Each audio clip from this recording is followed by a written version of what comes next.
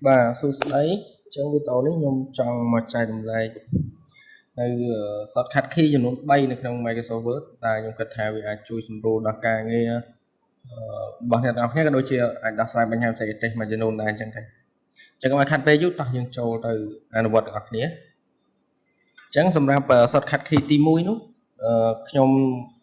ផ្ដល់អ្នកទាំងអស់គ្នាគឺ shift បូក F3 បាទ shift បូក F3 អញ្ចឹង shift បូក F3 នេះគឺអត្ថប្រយោជន៍របស់វាគឺវាជួយធ្វើការសម្រួលនៅ text របស់យើងមានន័យថាឧទាហរណ៍ថានេះបាទអក្សរនៅក្នុង Microsoft Word របស់ខ្ញុំនេះគឺវាមានអក្សរទូចអក្សរធំអញ្ចឹងទៅបាទដើមអក្សរទូចមានអក្សរធំលាយគ្នាអក្សរទូចនៅកណ្ដាលអក្សរធំអញ្ចឹងអាហ្នឹងវាច្បូកច្បល់បាទវាត្រូវពាក្យអញ្ចឹងនៅពេលយើងចុច shift អក្សរ shift F3 ហ្នឹងទៅគឺវាជួយសម្រួលឲ្យពីអក្សរទូចមកអក្សរធំពីអក្សរធំមកអក្សរទូចឲ្យត្រូវពាក្យវិញណាអញ្ចឹងឧទាហរណ៍ខ្ញុំ select វាមកបាន select ប៉ុណ្ណឹងមកព្រោះមកខ្ញុំចុច shortcut key shift ហើយនឹង F3 បាទអញ្ចឹងឃើញអត់បាទវានឹងបដូរ text កន្លែងណាត្រូវមានអក្សរធំគឺវាបដូរអក្សរធំទៀតទៅកន្លែងណាមានអក្សរទូចគឺវានឹងបដូរទៅជាអក្សរទូចអញ្ចឹងទៅបាទអញ្ចឹងនេះជាអត្ថប្រយោជន៍របស់ shift ជាមួយនឹង F3 អូខេអញ្ចឹង shortcut key មួយទៀតបាទ shortcut key ទី2គឺ control C control C V អាហ្នឹងគឺជា key សម្រាប់ copy paste ទេប៉ុន្តែវា copy paste ទៅលើ format ឧទាហរណ៍ថានេះបាទយើងធ្វើការ design នៅចំណងជើងរបស់យើងបានស្អាតហើយអញ្ចឹងបើសិនជាយើងធ្វើការចង់ធ្វើការ copy វាឲ្យវាមកទាំងអស់វាមកទៅ format ទាំងការ design របស់យើងទៅ color ទាំងអីទៅកន្លែងផ្សេងគឺយើងចុច shift control shift C ទៅបាទ control shift C ហ្នឹងហើយយើងចុចមក control shift C បាទហើយខ្ញុំយកទៅផាសនៅ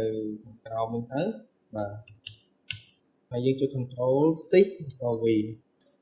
បាទអញ្ចឹងវាធ្វើការផាសមកឲ្យយើងនៅចំណងជើងបែបនេះហើយយើងគាត់ថាធ្វើការយើងចង់កែគឺយើងធ្វើការកែវាទៅបាទគឺប៉ុននេះវានៅដដែលនេះបើសម្រាប់ Microsoft Word ចំនួនចុងក្រោយវាអត់អីទេវាយើងប្រើតែ control C control V ក៏បានដែរបាទអញ្ចឹងចូលដល់ចំណុចចុងក្រោយ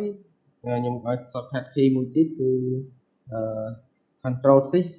W បាទអា control C W នោះគឺយើងប្រើនៅក្នុងលក្ខណៈ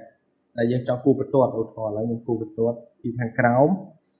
បាទនេះកន្លែងនេះគឺជាកន្លែងដាក់បន្ទាត់ក្រោមអក្សរអញ្ចឹងបាទអញ្ចឹងនៅពេលយើងដាក់បន្ទាត់ទៅ